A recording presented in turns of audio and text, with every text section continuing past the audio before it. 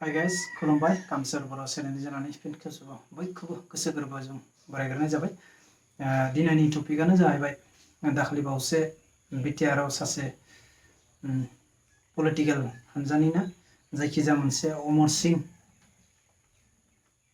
सिंह ब्रह्म होननाय मुंनि सासे सुबुङा बिटिआरनि सक्तिनि सोमोन्दै एबा सागान जायखौ एक होनो बेखौनो सावनो नागिरदों बेनि सोमोन्दै सावरायनो नागिरदों जों। गतिके जाय सुक्तिया मोनबा मोनद' आफाद लोगो नांनानै सुक्ति खालामनाय जादोंमोन, बे सुक्तिया मानो दिनै बिदि बुंनांगौ जाखो बेनि सोमोन्दै सावरायनो नागिरदों। गतिके आं बेखौनो खावलायनो नागिरदों जे गुनि गियानि मानसि जानानै बे बिटिआरनि सक्तिखौ जे सावनो नागिरदों। जोंनि सनितपुर ओनसोल एबा गहपुर एबा बिश्वनाथनि जों जानानै जे खावलायनो नागिरदों बिथांखौ जाहाथे बिदि खोथाफोरखौ जाला माला ससियेल मिडियायाव फैनानै बिदि बुंनाङा। मानो होनबा जों गोबां गोजोननाय मोनदों जे गोदान बिटिआर सक्तियाव जे 6.1 दफा होननाय मथे जों सनितपुराव एबा बिश्वनाथानो जा गहपुरानो जा जे बिटिआरआव हाबनायनि एसे खाबु स्कप दं, बेखौ गोबां गोजोननाय मोनदों। बे सुक्ति मथेनो माखासे सनितपुर बिश्वनाथनि गामिफोरा 41 भिलेज हाबबाय। गतिके जों गोबां गोजोननाय मोनदों। बे हाबनायनि उनावनो बिथाङा मानो बिदि रावफोरखौ बाहायनांगौ बे सुक्तिखौ सावनायनि खोथाखौ। गतिके जों सनितपुर ओनसोलनि जानानै नोंथांखौ सोंखारियो जाहाथे नोंथाङा बिदि बुंनाङा, जाहाथे बिदि एसां गोरों गोरा मानसिफ्रानो जोंनि बे सुक्तिफोरखौ जुदि बिदि बुङोबा बे गनायथाव बाथ्रा नङा। जों बेखौनो खावलायो।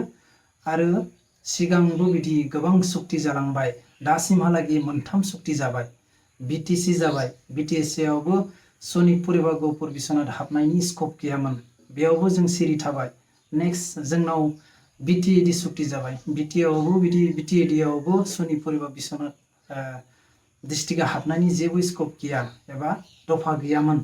आरो दा थार्ड बिटिआर सुक्तियाव जे सनितपुर बिश्वनाथ एबा गहपुर हाबनायनि मोनसे स्कप दं बा 3 पइन्ट दफायाव जों जथेस्थ गोजोननाय मोनदों। बे मथेयै जोंनि सनितपुर बा बिश्वनाथ बा गहपुर माखासे गामि हाबबाय, जों जथेस्थ गोजोननाय मोनदों। नाथाय बिटिआरनि माखासे गोख्रों लिडार एबा गुनि गियानि लिडारफ्रानो जुदि बिदि बुङोबा बे सुक्तिखौ सावगोन होननानै बा सोरबा लोगो नांनानै आंनि लोगोजों फै सावगोन होननानै बेथ' जुक्ति नङा। गतिके जों सनितपुर डिस्ट्रिक्टनि एबा ओनसोलनि रायजो राजा जानानै सोंखारियो जे नोंथांमोना बिदि बाथ्राखौ बुंनाङा। जुदि नेक्स्ट टाइम जों नोंथांमोनखौ बिदि सावरायनाय जानाय नङा, डाइरेक्ट नोंथांनि मुसुखा बानायनानै ससियेल मिडियायाव सावनाय जासिगोन। गतिके गावनि बर' माहारि जानानै नोंथाङा गोजोननाय गैया नामा सनितपुर एबा बिश्वनाथ एबा गहपुर डिस्ट्रिक्टआ हाबनायखौ? गतिके जों खावलायो नोंथांमोना बैसो जाबाय, नोंथाङा पलिटिकेलनिफ्राय रिजाइन लादो। आरो आं खोनानाय मथेबा ससियेल मिडियायाव नोंथाङा ब्लक अफिसारमोन, सासे ब्लक अफिसार बारग' ब्लक अफिसार जानानै जुदि बर' माहारिनि सक्ति एबा सागानखौ जुदि नोंथाङा बिदि बुंनो बहानिफ्राय अधिकार मोनखो, मानो बुंनो हाखो?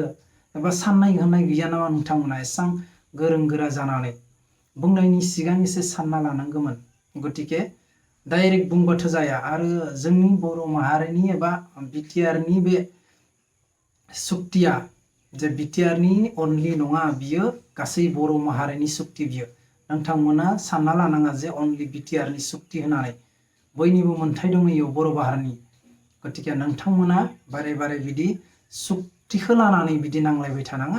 जों खावलायो, जाहाथे आंनि चेनेलनि जानानैबो खावलायो, जाहाथे नोंथांमोना बयबो ज' जानानै बे सुक्तिनि गेजेरजों जा दफा दं बेफोरखौ मानो मावनाय जायाखै बा इमप्लिमेन्ट जायाखै बिखौ सावराय, मोजां सावराय। आरो बे ससियेल मिडियानि गेजेरजों नङा, गावजों गाव नोंसोरो जमा जानानै एसे सावराय, जाहाथे बिदि ससियेल मिडियायाव फैनानै बिदि सावनाय माबा बिदि सुक्तिखौनो नांलायबाय थानाङा। आरो जायखिजाया सुक्तियाव गासैबो सुक्तियानो जे मोजां थागोन बे नङा, माखासे बेयाव गाज्रि सुक्तिबो थागोन, बेखौ बयबो मिथिखायो। गतिके नोंथांमोना बिदि बारे बारे ससियेल मिडियायाव फैनाङा बिदि बुंनाङा गतिके खावलायो जों गोबां दुखु फोरमायदों जोंनि सनितपुर बिश्वनाथ गहपुरनि जे रायजो राजा जानानै एबा बिखानो बे ब्लगखौ बानायनाय जाबाय जाहाथे बे ससियेल मिडियायाव नुनानै गोबां दुखु मोनबाय जों एबा आंबो मोनदों जाहाथे बिखानो बे चेनेलनि गेजेरजों आं बे ब्लगखौ बानायनाय जादों बिखानो आदैमोना जाहाथे बैसो जाबाय नोंथांमोना रिजाइन लादो आरो नोंसोर बिदि साननाङा जे बिटिआरआव गोख्रों लिडार दं जोंनि सनितपुर गहपुर बिश्वनाथावबो गोबां पलिटिकेल मोजां लिडार ओंखारगोन आरो दंबावो आरो गोरों गोराबो दंखायो जाहाथे नोंथाङा सिरि दं होननानै सनितपुर बिश्वनाथ गहपुर डिस्ट्रिक्टखौ बिदि नोंसोर सानबाय थानाङा जे बारे बारे ससियेल मिडियायाव बिदि बुंबाय थानाङा जों खावलायो आखाइ खबनानै नोंथांमोनखौ जाहाथे नेक्स्ट बिदि खोथाफोरखौ सावरायनाङा नांगौबा मोजां डेभेलप जोंनि लाइमोनफोरनि थाखाय डेभेलपनि थाखाय सावराय ससियेल मिडियायाव फैनानै जाहाथे बे सुक्तिखौनो लानानै दावरायबाय थानाङा आरो गतिके आं खावलायो आरो बे चेनेलनि गेजेरजोंनो मानगोनां प्रमद बर' सारखौबो गोबां गोजोननाय जासिहरो जाहाथे जोंनि बे दफा मथेयै जोंनि सनितपुर एबा बिश्वनाथ गहपुर माखासे गामि 41 गामि हाबबाय गोबां गोजोननाय मोनदों जाहाथे सारा आरो माखासे थालांनाय गामिफोरखौबो सुसननो थाखाय जाहाथे नाजाबाय थायो बेखौ जोंनि आंनि चेनेलनि जानानै एबा रायजो राजानि जानानै खावलायनाय थाबाय आरो माखासे दैदेनगिरिफोरखौ बिसोर गोबां मोजांजों सावरायनांगौ मोजां खामानि दंबावो बेलेग खामानि दंबावो जाहाथे अनलि सक्तिखौ नांलायबाय थानाङा गतिके बेलेग खामानिबो दङ बेखौ माव आरो मालायखौ बुंनायनि सिगां गाव मा खालामदों बेखौ सानना लानांगौ गतिके जे सनितपुर डिस्ट्रिक्टआ सिरि दं होननानै गहपुर ओनसोलनि रायजो राजाफ्रा सिरि दं होननानै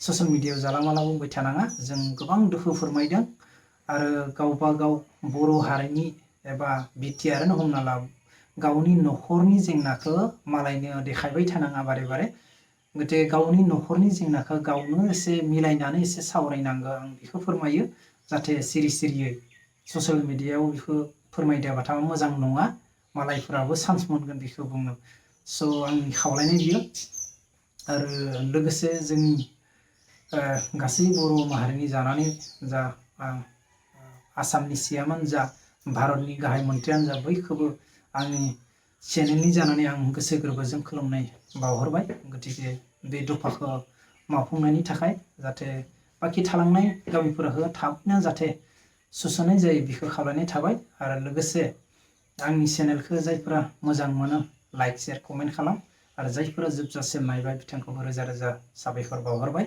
आरो जायफोरा गोदान फैदों प्लिज अननानै आंनि चेनेलखौ साबस्क्राइब खालाम जाहाथे नोंथांमोननि साबस्क्राइबजोंनो आंनि बर' माहारि ओनसोलनि डेभेलप खामानि मावनो हागोन बेखौ मिजिंथियो आरो जथेस्थ' थुलुंगा मोनो आरो माखासे जुदि आं बे रायलायनायाव जुदि गेना गोरोन्थि जादोंबा आं बयनिसिमबो आखाइ खबनानै निमाहा बिनाय थाबाय दिनैनि ब्लगखौ बेयावनो फोजोबनाय जाबाय